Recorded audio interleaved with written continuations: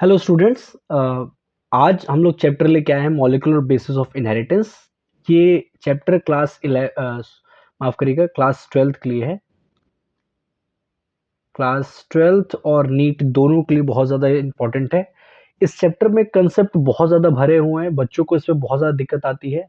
NEET में भी यहाँ से पे अच्छा खासा वेटेज देखने को मिलता है। तो आइए आज से इस चैप्टर को स्टार्ट करते हैं और एक एक करके हम इसके टॉपिक को अच्छे से पढ़ेंगे। तो लेट्स स्टार्ट द चैप्टर। इस चैप्टर में पूरी तरह से चैप्टर टिका हुआ है किस पे? न्यूक्लिक एसिड के बारे में। किस पे? Nucleic acid. हमारे पास दो तरह के न्यूक्लिक एसिड होते हैं। एक होता है हमारे पास डीएनए, ठीक है, और एक होता है हमारे पास आरएनए। DNA and RNA. बहुत आराम से मैं आपको समझाऊंगा एनसीईआरटी के अकॉर्डिंग, बहुत अच्छे से आप समझिएगा। बेसिकली न्यूक्लिक एसिड और उसकी जो दो टाइप आपको दिख रहे हैं, डीएनए और आरएनए। डीएनए का पूरा नाम क्या होता है? डीऑक्सी राइबो न्यूक्लिक एसिड, और आरएनए होता है राइबो न्यूक्लिक एसिड। ठीक है, तो ये होते हैं। आपको जो समझना है इस बारे में ये देखना है कि जो न्यूक्लिक एसिड होता है वो एक पॉलीमर है। क्या है? न्यूक्लिक एसिड एक तरह का एक पॉलीमर है। अब आप हो सकता है ये समझे कि पॉलीमर क्या होता है। पॉलीमर वो चीज होती है जो किसी एक चीज से मिलके बनी होती है। ठीक है, तो पॉलीमर एक मोनोमर से मिलके बनी होती है। और अगर न्यूक्लिक एसिड यहाँ पॉलीमर है तो आपका जो डीएनए है ये भी एक पॉलीमर होगा और आरएनए ये भी एक पॉलीमर होगा। तो सवाल ये है कि अगर ये पॉलीमर है तो ये बने किससे है, मतलब कि इनका मोनोमर क्या है। मोनोमर क्या होता है? जिस चीज से ये मिलके बने होते हैं। तो इस चीज को फिर से समझते हैं हम लोग। जैसे कि यहां पे मैंने आपको बताया कि डीएनए एक पॉलीमर है। डीएनए क्या है? एक पॉलीमर है, ठीक है, जो कि एक मोनोमर से बना होगा। और इसका मोनोमर क्या होगा? इसका मोनोमर होगा न्यूक्लियोटाइड। न्यूक्लियोटाइड, ठीक है, न्यूक्लियोटाइड। मतलब कि पूरा नाम क्या होगा? Deoxy ribo deoxy ribo nucleotide. उसी तरह मैंने आपको ये बताया कि आरएनए वो भी एक पॉलीमर है। ठीक है, आरएनए वो भी एक पॉलीमर है, तो इसका भी एक क्या होगा? मोनोमर होगा। उसका भी क्या होगा? एक मोनोमर होगा। तो इसका मोनोमर कौन होता है?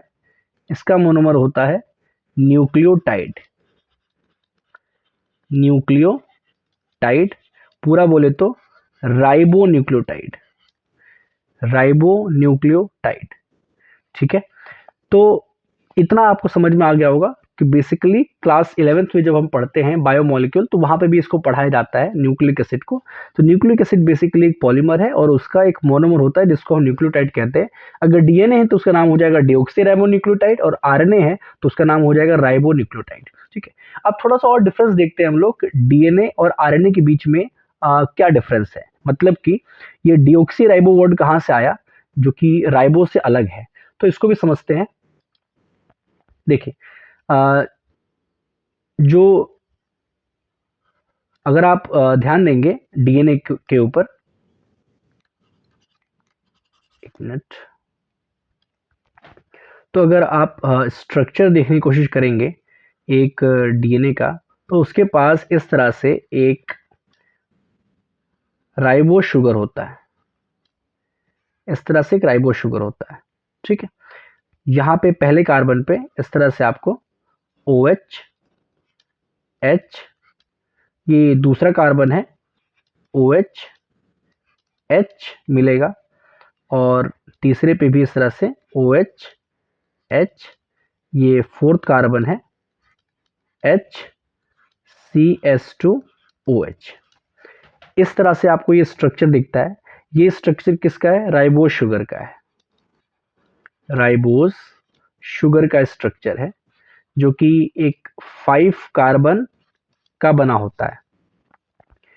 डीएनए और आरएनए में प्राइमरी डिफरेंस यहाँ पे आ जाता है कि अभी आपके सामने ये जो स्ट्रक्चर है ये राइबोज शुगर का है, मतलब सेम स्ट्रक्चर आपके आरएनए में प्रेजेंट होता है, ठीक है। लेकिन अगर मैं सेकंड कार्बन से, ये क्या है? ये सेकंड कार्बन है, मैं फिर से लिख दूं यहाँ पे, ये फर्स्ट कार्बन, ये सेकंड कार्बन, ये थर्ड कार्बन, ये फोर्थ कार्बन, और ये आपका फिफ्थ कार्बन है। सेकंड कार्बन से अगर मैं इस O को हटा दूं, ठीक है, तो ये हो जाता है डीऑक्सी क्या हो जाएगा? डी ऑक्सी राइबोज, ठीक है। क्या हो जाएगा? डीऑक्सी राइबोज, मतलब हमने एक ऑक्सीजन को हटा करके राइबोज को डीऑक्सीडाइज कर दिया, डीऑक्सी कर दिया। तो मतलब अब ये जो आपके सामने स्ट्रक्चर दिख रहा है ये आरएनए का नहीं, अब किसका हो जाएगा? अब किसका हो जाएगा? डीएनए का। तो यही प्राइमरी डिफरेंस है राइबोज शुगर में और डीऑक्सी राइबोज शुगर में, और यहीं से बेस बनता है हमारा डीएनए और आरएनए का। आई होप आप इस चीज को समझ गए होंगे। अब बात करते हैं न्यूक्लियोटाइड की। हमने अभी समझा कि न्यूक्लिक एसिड जो डीएनए और आरएनए है उसका जो मोनोमर है वो है न्यूक्लियोटाइड। तो अब इस न्यूक्लियोटाइड को पहले हमें स्टडी करना पड़ेगा, तभी हम इस चैप्टर में आगे बढ़ पाएंगे। तो न्यूक्लियोटाइड की अगर हम बात करें तो इसके 3 कंपोनेंट्स होते हैं। इसके 3 कंपोनेंट होते हैं। पहला जो कंपोनेंट है वो आपका है राइबोज शुगर, या तो मैं इसको एक साथ पेंटो शुगर लिख सकूं, पेंटो शुगर, ठीक है। अगर डीएनए है तो राइबोज शुगर, और आरएनए है तो, सॉरी, डीएनए है तो डीऑक्सी राइबोज शुगर और आरएनए है तो राइबोज शुगर। दूसरा जो कंपोनेंट होता है वो है नाइट्रोजनस बेस,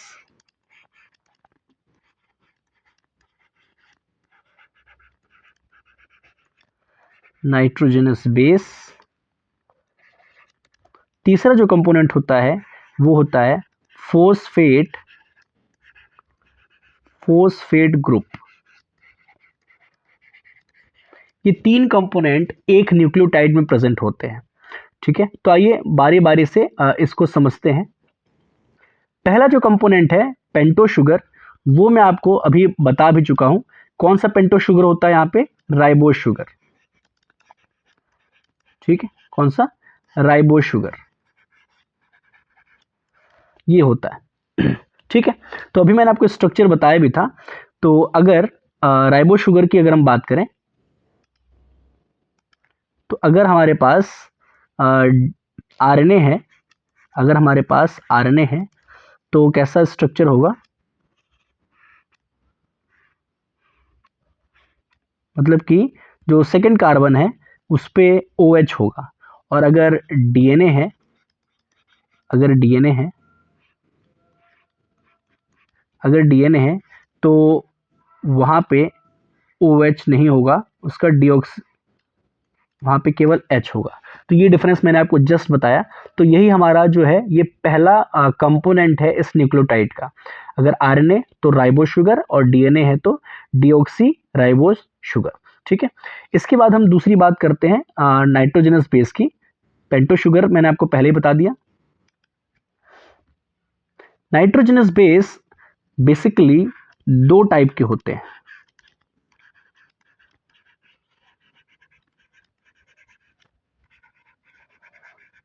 दो टाइप के मिल जाएंगे आपको। एक होता है प्यूरीन, और एक होता है पिरिमिडीन। प्यूरीन और पिरिमिडिन। प्यूरीन की बात करें तो प्यूरीन में दो आते हैं, एक आपको मिल जाएगा एडेनिन और एक होता है गुआनिन। वहीं अगर हम बात करें पिरिमिडिन की, तो पिरिमिडिन में एक होता है साइटोसिन, एक होता है थायमिन और एक आपको दिखता है यूरासिल।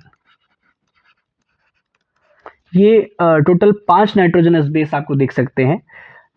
यहां पे एक बात ध्यान देने की है, पिरिमिडिन में जो साइटोसिन है, पिरिमिडिन में जो साइटोसिन है ये डीएनए में भी प्रेजेंट होता है और ये आरएनए में भी प्रेजेंट होता है, ठीक है।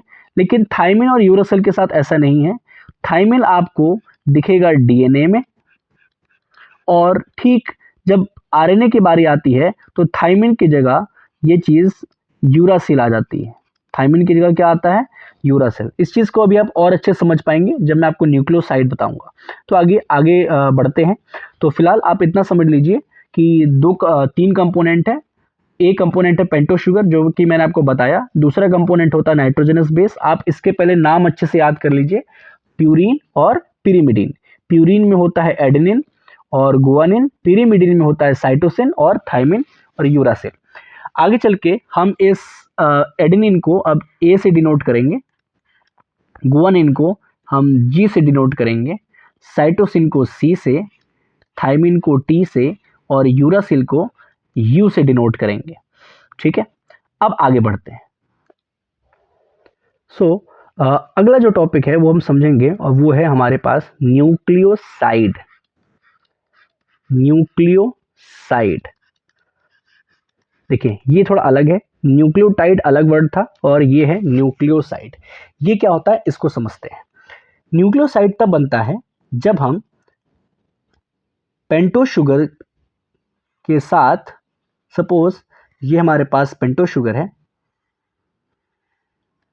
ये हमारे पास एक पेंटो शुगर है, इसके साथ जो पहला कार्बन होता है यहाँ पे, जो यहाँ पे फर्स्ट कार्बन है, फर्स्ट कार्बन पे हम जब जोड़ देते हैं नाइट्रोजनस बेस, जो हमने अभी जस्ट पढ़ा, प्यूरीन या पिरिमिडिन, कोई भी नाइट्रोजनस बेस, चाहे वो एडेनिन हो, गुआनिन हो, थायमिन हो, साइटोसिन हो, कोई भी नाइट्रोजनस बेस अगर हम पहले कार्बन पे जोड़ते हैं तो ये हो जाता है हमारे पास ribose sugar, ribose sugar plus nitrogenous base, nitrogenous base. इन दोनों को मिला के हम बोलते हैं न्यूक्लियोसाइड, ठीक है। क्या बोलते हैं? न्यूक्लियोसाइड। तो मैंने अभी तक आपको यही दो कंपोनेंट पढ़ाए हैं और इन दो कंपोनेंट को मिला करके बनता है न्यूक्लियोसाइड। ध्यान रखें अभी हम न्यूक्लियोटाइड तक नहीं पहुंचे हैं। न्यूक्लियोटाइड कैसे बनता है अभी हम आगे डिस्कस करेंगे। फिलहाल ये जो आपके सामने दिख रहा है ये है न्यूक्लियोसाइड, ठीक है। एक चीज आपको और ध्यान रखना है कि जब पहले कार्बन पे नाइट्रोजनस बेस जुड़ता है तो ये एक बॉन्ड के साथ जुड़ता है, इसको हम बोलते हैं N glycosidic, N glycosidic linkage, N glycosidic linkage बोलते हैं। आई होप आपको न्यूक्लियोसाइड समझ में आ गया होगा। इसी तरह जब नाइट्रोजनस बेस, हम अलग अलग नाइट्रोजनस बेस जोड़ते हैं तो उस न्यूक्लियोसाइड के नाम भी अलग अलग हो सकते हैं। जैसे कि अगर हमने नाइट्रोजनस बेस में यहां पे जोड़ दिया एडेनिन, क्या एडेनिन जोड़ दिया, ठीक है, तो इस न्यूक्लियोसाइड का नाम हो जाएगा एडेनोसिन, क्या एडेनोसिन। अगर हमने इस नाइट्रोजनस बेस की जगह जोड़ दिया गुआनिन तो यहां पे इस न्यूक्लियोसाइड का नाम हो जाएगा गुआनोसिन, ठीक है। क्या नाम हो जाएगा? गुआनोसिन नाम हो जाएगा। इसी तरह अगर हम नाइट्रोजनस बेस जो चेंज करते रहेंगे तो न्यूक्लियोसाइड का नाम भी बदलता रहेगा। अब जैसे एक और मैं आपको बता देता हूँ, अगर मान लीजिए यहाँ पे हम थाइमिन जोड़ दें,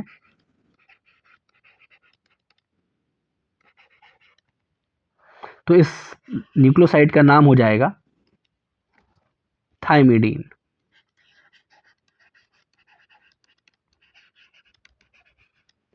ठीक है, तो इसी तरह अलग अलग न्यूक्लियोसाइड होते हैं। एक चीज़ आप और ध्यान रखिएगा, ये जो हम बात कर रहे हैं यहाँ पे हमारे पास ये जो राइबो शुगर है, ये आरएनए का राइबो शुगर है, इसलिए हमने इस तरह से नाम रखा है। अगर यही डिऑक्सी राइबोज होता तो हम न्यूक्लियोसाइड का नाम थोड़ा सा अलग रखते। जैसे अगर एडेनिन होता तो उसका नाम रखते adeno deoxy ribo adenosine, deoxy adenosine. ठीक है, अगर गुआनो अगर हम लोग यहाँ पे ऐड कर दे गुआनिन तो उसका नाम हो जाएगा डिऑक्सी गुआनिन। तो बस हमें ये करना है कि अगर डिऑक्सी है, डिऑक्सी राइबोज है, तो वो उस न्यूक्लियोसाइड के नाम के आगे भी डिऑक्सी हमें जोड़ देना है। ठीक है, तो आई होप आप यहाँ तक आपको समझ में आ गया होगा न्यूक्लियोसाइड तक।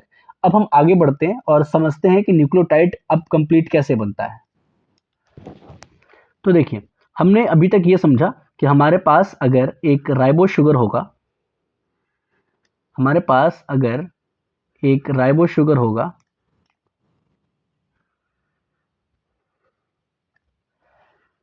और फर्स्ट कार्बन पे अगर नाइट्रोजनस बेस जुड़ा होता है तो इस स्ट्रक्चर को हम क्या नाम देते हैं? न्यूक्लियोसाइड,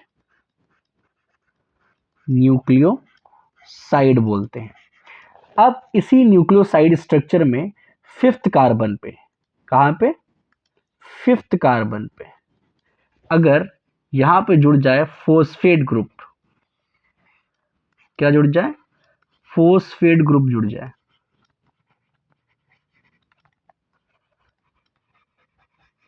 ठीक है, क्या? फोस्फेट ग्रुप अगर जुड़ जाए तब जाकर के ये पूरा स्ट्रक्चर कहलाता है न्यूक्लियोटाइड, न्यूक्लियोटाइड कहलाता है। तो ये चीज आप ध्यान रखिएगा कि नाइट्रोजनस बेस फर्स्ट कार्बन पे जुड़ता है और जो फोस्फेट ग्रुप होता है वो आके फिफ्थ कार्बन पे जुड़ता है। ठीक है, यहाँ पे बेसिकली फोर्थ कार्बन होगा, लेकिन फोर्थ कार्बन से ही अटैच होता है। देखिए मैं आपको बना के दिखा देता हूँ।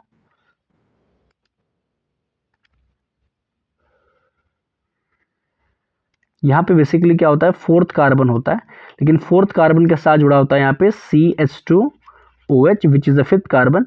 तो लगभग इस फिफ्थ कार्बन से जुड़ा होता है, लेकिन हमने उसको यहाँ पे इस तरह से जोड़ के आपको दिखाया है क्योंकि उसी फोर्थ कार्बन के एंड पे ही लगा होता है। ठीक है, आई होप आप इस बात को समझ गए होंगे कि न्यूक्लियोटाइड कैसे बनता है। तो जो कि मैंने आपको शुरुआत में बताया कि न्यूक्लियोटाइड के 3 कंपोनेंट होते हैं, तो आपके पास अब यहाँ पे 3 कंपोनेंट आ चुके हैं। पहला कंपोनेंट आप देख सकते हैं यहाँ पे, पहला कंपोनेंट है आपका ये नाइट्रोजनस सॉरी पेंटोस शुगर। दूसरा कंपोनेंट है आपका ये नाइट्रोजनस बेस। ठीक है, और तीसरा कंपोनेंट हो गया आपके पास फोस्फेट ग्रुप। इन 3 कंपोनेंट को जोड़ने से हमारा पूरा एक न्यूक्लियोटाइड कंप्लीट हो जाता है। ठीक है, और यही क्या है? मोनोमर है। This is the monomer, this is a monomer of any kind of nucleic acid.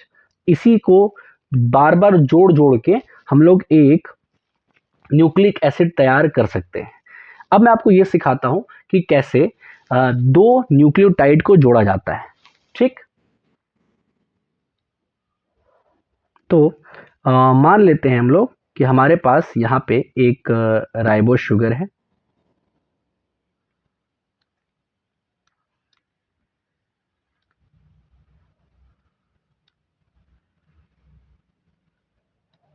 इस तरह से हमारे पास एक राइबोस शुगर है।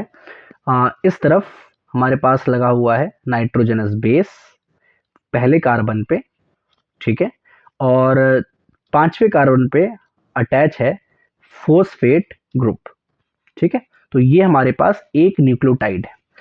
अब मानते हैं हमारे पास नीचे एक और हम बना लेते हैं राइबोस शुगर को ताकि हम जोड़ सकें।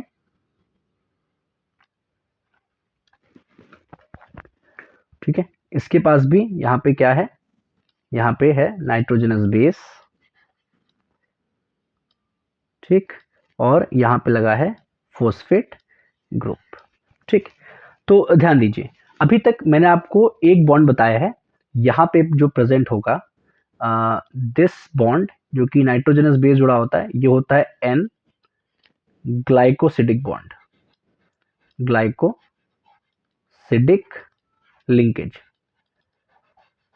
ठीक है। इसके अलावा एक बॉन्ड यहाँ पे भी है जिससे फॉस्फेट जुड़ा होता है, इसको बोलते हैं phospho ester bond, phospho ester bond, ठीक है, क्या फोस्फो ईस्टर बॉन्ड बोलते हैं। अब बात करते हैं कि दो न्यूक्लियोटाइड कैसे जुड़ते हैं। तो यहाँ पे आप जो थर्ड कार्बन देख रहे हैं ऊपर वाले का जो थर्ड कार्बन देख रहे हैं और नीचे वाले का जो फिफ्थ कार्बन होता है जिससे लगभग ये फॉस्फेट जुड़ा है, इन दोनों के बीच में एक बॉन्ड बनता है ऐसे, ठीक है। इसको हम बोलते हैं फोस्फो डाइस्टर बॉन्ड, इसको हम क्या बोलते हैं, फोस्फो, ये वाला बॉन्ड होता है फोस्फो डाइस्टर बॉन्ड,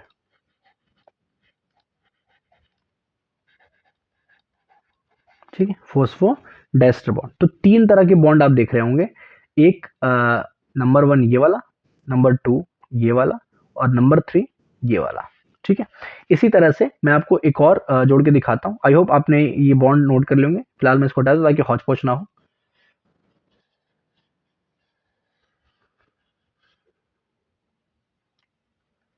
ठीक है, अब हम एक और न्यूक्लियोटाइड को जोड़ के देखते हैं। तो ये हमारे पास इस तरह से, ये तीसरा एक और राइबो शुगर है, यहाँ पे ये नाइट्रोजनस बेस, ठीक है, और ये फॉस्फेट ग्रुप। तो मैंने आपको क्या बताया था कि ऊपर वाले का जो थर्ड कार्बन होता है वहां से लेके नीचे वाले का जो फिफ्थ कार्बन होगा वो इस पे आके जुड़ता है बाय द फोस्फोडाइस्टर बॉन्ड, और इस तरह से लगातार न्यूक्लियोटाइड की चेन बनती जाती है और ये तैयार हो जाता है एक पूरा, दिस इज वन पॉलीन्यूक्लियोटाइड। ये क्या बन गया, पॉली न्यूक्लियोटाइड, पॉलीन्यूक्लियोटाइड चेन, ठीक है। खैर हमने यहाँ पे तीन ही जोड़े हैं, लेकिन कई सारे इसी तरह से जो न्यूक्लियोटाइड होते हैं वो जुड़ते चले जाते हैं और इस तरह से क्या बनता है, पॉलीन्यूक्लियोटाइड चेन बनता है। यहाँ पे एक चीज और ध्यान देने वाली है, अगर आप यहाँ पे एक चीज समझे, ऊपर वाले में अगर आप देखेंगे जो सबसे ऊपर वाला जो हमारे पास न्यूक्लियोटाइड है, ऊपर वाले न्यूक्लियोटाइड में आपको फ्री क्या दिख रहा है, ऊपर वाले में अगर आप ध्यान देंगे तो आपको, एक मिनट, यहाँ पे ये फिफ्थ डैश एंड है ना, फिफ्थ कार्बन का जो एंड है ये फ्री नजर आ रहा होगा, और नीचे वाले में आपको मतलब कि इससे कोई चीज जुड़ी नहीं हुई है यहाँ पे, इसलिए ये क्या है, फ्री है, ठीक है, ये फ्री है, यहाँ पे ये फ्री एंड है, 5 डैश फ्री एंड। वहीं अगर आप सबसे नीचे वाले की तरफ जाएंगे तो यहाँ पे इस थर्ड वाले के साथ कोई चीज नहीं जुड़ी हुई है, ठीक है। तो ये थर्ड वाला क्या है, 3 डैश फ्री एंड। तो मतलब कि इस पॉलीन्यूक्लियोटाइड की जो पोलैरिटी है वो कैसी हो गई, 5 डैश टू 3 डैश। ये देखिए किस डायरेक्शन में है ये, 5 डैश टू 3 डैश। तो किसी भी एक जो पॉलीन्यूक्लियोटाइड का चेन होता है उसकी इसी तरह से एक पोलैरिटी बन जाती है, 5 डैश टू 3 डैश या 3 डैश टू 5 डैश। तो हमने अभी ये सीखा कि कैसे एक पॉलीन्यूक्लियोटाइड चेन को जोड़ा जाता है और कैसे एक पॉलीटाइड, ये स्ट्रैंड है, ये क्या है, ये पूरा वन स्ट्रैंड ऑफ डीएनए बोल सकते हैं आप इसको, वन स्ट्रैंड, दो स्ट्रैंड होते हैं ना डीएनए में, तो इस तरह से अभी ये एक स्ट्रैंड बना है डीएनए का, वन स्ट्रैंड ऑफ डीएनए, इस तरह से ये एक स्ट्रैंड तैयार हुआ है, ठीक है। आई होप आपको इतनी बात समझ में आ गई होगी। देखिए यहीं पे एक टॉपिक हम और समझ लेते हैं, बैकबोन ऑफ डीएनए। डीएनए का मतलब कि एक जो पॉलीन्यूक्लियोटाइड चेन होता है उसका एक बैकबोन होता है। तो बैकबोन आपको क्या दिखेगा, आप अगर राइबो शुगर को पकड़ लें, ठीक है, और फॉस्फेट ग्रुप को पकड़ लें, तो इतना जो पोर्शन होता है डीएनए का, ये होता है बैकबोन ऑफ डीएनए। ठीक है, मतलब कि क्या क्या आपको जोड़ना है, आपके पास क्या क्या होगा, आपके पास ये हो जाएगा ribo sugar, ribo sugar plus phosphate group, plus phosphate group, ये दोनों मिला के बनता है बैकबोन ऑफ डीएनए। ठीक है, और जो नाइट्रोजनस बेस होता है वो इसी बैकबोन के साथ अटैच होता है। तो आई होप आपको ये बैकबोन भी समझ में आ गया होगा। तो अभी तक अगर आपने इतना लेक्चर सुन लिया होगा तो आपको दो डिफरेंस आपको क्लियरली समझ में आया होगा बिटवीन डीएनए एंड आरएनए। फिर से मैं आपको एक बार रिकॉल करा देता हूं कि डीएनए और आरएनए के बीच में अभी तक हमने क्या डिफरेंस पढ़ा है। ठीक है, देखिए, तो मैंने आपको दो चीजें बताई थी। एक तो ये कि जो हमारे पास राइबो शुगर होता है, डीएनए में वो डीऑक्सी राइबो शुगर होता है, क्योंकि सेकंड वाले कार्बन से ओ गायब हो जाता है। और वहीं जो आरएनए होता है उसमें जो राइबो शुगर होता है उसमें सेकंड वाले कार्बन पे ओ एच प्रेजेंट होता है। ठीक है, तो ये एक डिफरेंस है। दूसरा डिफरेंस आपने ये सुना होगा कि डीएनए में जो नाइट्रोजनस बेस होता है वहां पे थाइमीन जुड़ता है, और आरएनए में ठीक थाइमीन की जगह जुड़ता है यूरासिल। तो ये आपको डिफरेंस अच्छे से अभी पता होना चाहिए डीएनए और आरएनए के बीच में। इसके बाद बात करते हैं कि डीएनए के बारे में हमको कैसे पता चला। तो लगातार इस पे कई एक्सपेरिमेंट्स हुए। तो सबसे पहले एक साइंटिस्ट आते हैं फ्रेडरिच मिश्चर इन 1869। इन्होंने सबसे पहले आइडेंटिफाई किया कि डीएनए एक एसिडिक सब्सटेंस है जो कि न्यूक्लियस के अंदर प्रेजेंट होता है। और सबसे खास बात ये कि इन्होंने इसको उस टाइम न्यूक्लिन नाम दिया था, कॉल्ड न्यूक्लिन। ठीक है, क्या बोला था इसको, न्यूक्लिन नाम दिया था उसमें। इसके बाद क्योंकि उस समय कुछ लिमिटेशंस थी, डीएनए के स्ट्रक्चर उस समय उसको नहीं पढ़ पाए, लेकिन बाद में कुछ साइंटिस्ट आते हैं जैसे वॉटसन एंड क्रिक। उन्होंने डीएनए के डबल स्टैंडर्ड होने के बारे में पूरा डिटेल में बताया। इसके बाद जैसे मैंने आपको बताया कि स्ट्रक्चर के बारे में जब वॉटसन क्रिक ने बताया कि डबल स्टैंडर्ड होता है, तो ये उन्होंने विल्सन और फ्रैंकलिन का एक एक्सरे डिफ्रैक्शन डेटा था उसको यूज करके बताया था। तो फाइनली इसके बाद हमको ये पता चल पाया था कि जो डीएनए होता है वो डबल स्टैंडर्ड होता है, एक स्टैंडर्ड ये और एक स्टैंडर्ड ये। तो एक स्टैंडर्ड जो पॉलीन्यूक्लियर चेन था हमने अभी बनाना सीखा। अब हम ये भी आगे जानेंगे कि दो स्टैंडर्ड कैसे बनते हैं। ठीक है, तो आखिरकार एक और साइंटिस्ट आते हैं चार्गफ, उन्होंने भी कुछ बताया, आइए उसको भी पहले जान लेते हैं। तो एरविन चार्गफ की बात करें तो इन्होंने वॉटसन और क्रिक के साथ मिलकर काम किया और इन्होंने कुछ चीज़ें बताई। जैसे कि इन्होंने कहा कि जब डीएनए डबल स्ट्रैंडेड है ना, जब साथ में आते हैं तब जो नाइट्रोजनस बेस है उसमें जितने प्यूरिन होंगे उतने ही पिरीमिडीन होंगे, उतने ही पिरीमिडीन होंगे। मतलब कि प्यूरिन की तरफ से अगर ए लग रहा है नाइट्रोजनस बेस तो ठीक उतने ही अमाउंट में टी लगेगा। अगर जी लग रहा है प्यूरिन में तो ठीक उतने ही अमाउंट में सी लग रहा होगा। ठीक है, मतलब कि number of adenine is equals to number of thymine and number of guanine is equals to number of cytosine. ये चीज उन्होंने यहाँ पे बताई थी। मतलब कि ए और टी का जो रेशियो होगा वो 1 होगा, और जी और सी का जो रेशियो होगा वो भी क्या होगा, 1 होगा। तो मतलब कि यहाँ पे पूरे डीएनए स्ट्रैंड में आपको एडेनिन थाइमिन के बराबर और गुआनिन साइटोसिन के बराबर देखने को मिलेगा। तो अब आइए समझते हैं पूरे अच्छे से डीएनए के दोनों स्ट्रैंड्स को कि कैसे दोनों लगे होते हैं। फाइनली जो स्ट्रक्चर वॉटसन क्रिक और चारगफ ने मिल करके दिया वो कुछ इस तरह से था कि देखिए एक स्ट्रैंड तो हमने बनाना सीख लिया था, है ना? ये राइबो शुगर, ये हमारे पास क्या है? ये हमारे पास एक है राइबो शुगर, ठीक है? उसके फर्स्ट कार्बन पे यहाँ पे ये लगा हुआ है नाइट्रोजनस बेस एडेनिन, और उसके फिफ्थ कार्बन पे ये पूरा लगा है फॉस्फेट ग्रुप। तो मतलब कि यहाँ पे ये पूरा एक न्यूक्लियोटाइड हो गया, ये पूरा एक न्यूक्लियोटाइड हो गया। इसी तरह से ये पूरा एक न्यूक्लियोटाइड हो गया, ठीक? ये पूरा एक न्यूक्लियोटाइड हो गया, और इसी तरह ये पूरा एक न्यूक्लियोटाइड हो गया। तो इस तरह से आप देख सकते हैं लगातार न्यूक्लियोटाइड न्यूक्लियोटाइड न्यूक्लियोटाइड जुड़ करके एक पॉलीन्यूक्लियोटाइड बना, ठीक है? तो ये क्या है? This is poly nucleotide chain, ठीक है? उसी तरह आप देख सकते हैं यहाँ पे 5 डैश एंड फ्री है, यहाँ पे 3 डैश एंड फ्री है। तो इस स्ट्रैंड की पोलैरिटी क्या हो गई? 5 डैश टू 3 डैश। अब समझने वाली बात यह है कि जो ठीक इसके अपोजिट वाला स्ट्रैंड आप ये देख पा रहे होंगे, ये ठीक इसके उल्टा चलता है। मतलब कि दोनों स्ट्रैंड एंटी पैरेलल होते हैं।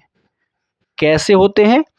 एंटी पैरेलल होते हैं। आप देख सकते हैं कि अगर ये राइबो शुगर ऐसे है तो ठीक अपोजिट वाले स्ट्रैंड का राइबो शुगर इसके उल्टे डायरेक्शन में है, ठीक है? उल्टे होते हैं दोनों। अगर एक ऐसा होता है तो दूसरा कुछ ऐसा होगा,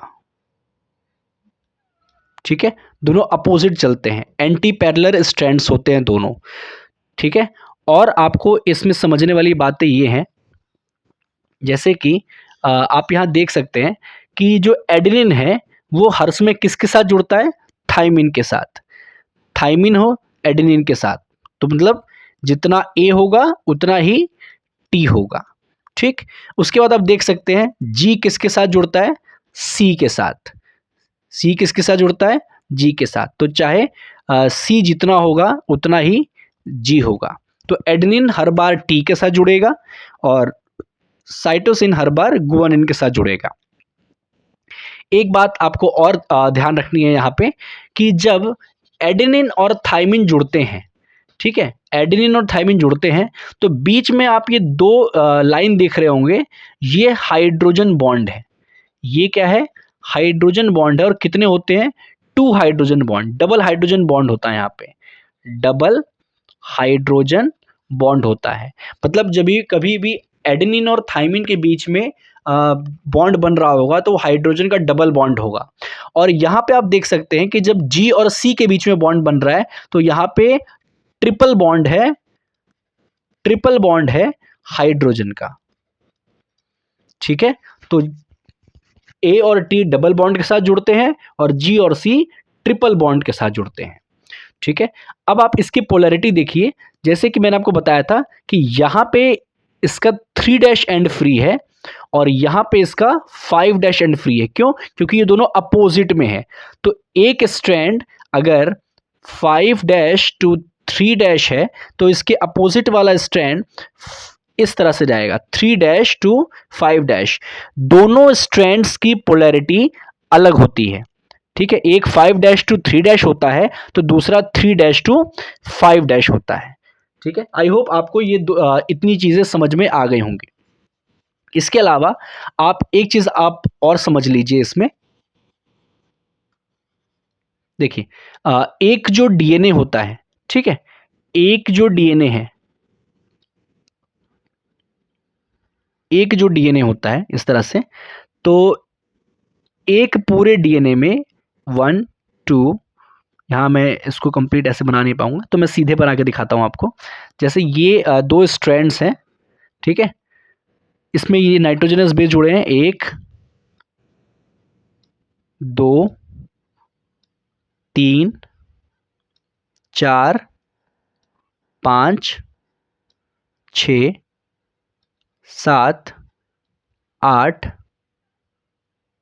9 और एक और बना देते हैं 10। तो ऐसे डीएनए स्ट्रैंड जिसमें टोटल 10 बेस पेयर होते हैं। ये देखो बेस पेयर हो गया ना, ये नाइट्रोजनस बेस और ये इसके सामने वाला, तो मिला के क्या हो गया, पेयर हो गए। तो इसको हम बोलते हैं नाइट्रोजनस बेस पेयर बोलते हैं।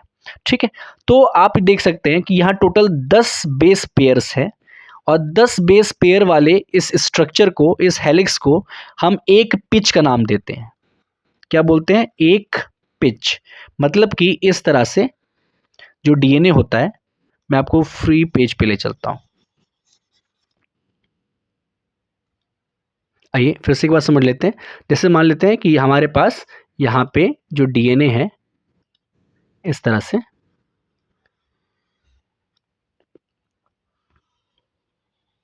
इस तरह से है। तो इसमें आपको यहाँ पे 1 2 3 4 5 इस हाफ वाले पोर्शन में, ये इसका हाफ पोर्शन है। ठीक है, एक टर्न का। और इसमें भी 1 2 3 4 और ये 5, ये पूरा हाफ टर्न है। तो दोनों में आप देख सकते हैं 5-5 बेस पेयर है। और इस पूरे को हम क्या बोलते हैं, इस पूरे को बोलते हैं वन पिच। ठीक है, और इसमें टोटल कितने होते हैं, 10 बेस पेयर्स होते हैं एक पिच में। अब इस एक पिच की लेंथ भी समझ लीजिए कितनी होती है, 3.4 नैनोमीटर। ठीक है, 3.4 नैनोमीटर। और अगर हमको पता है कि 10 बेस पेयर है और हमें अगर इसके बीच की डिस्टेंस निकालनी है, दो बेस पेयर के बीच की डिस्टेंस निकालनी है, तो हम क्या करेंगे, 3.4 को 10 से डिवाइड कर देंगे, क्योंकि 10 है तो ये हो जाएगा 0.34 नैनोमीटर। तो ये दो चीज़ आप बहुत अच्छे से याद रखिएगा। एक तो ये कि टोटल एक पिच की लेंथ कितनी है, 3.4 नैनोमीटर, उसमें 10 बेस पेयर है। और दो लगातार बेस पेयर के बीच की डिस्टेंस कितनी है, 0.34 नैनोमीटर। ठीक है, तो आई होप आपको इतना समझ में आया होगा। आज हमने इस चैप्टर में पढ़ा है स्ट्रक्चर ऑफ डीएनए के बारे में। अगले लेक्चर में हम पढ़ेंगे कि कैसे डीएनए को पैक किया जाता है। तो लगातार हमारे चैनल के साथ बने रहिए ताकि हम ऐसे ही अपडेटेड वीडियोस, अच्छे वीडियोस आपके लिए बनाते रहें। Thank you.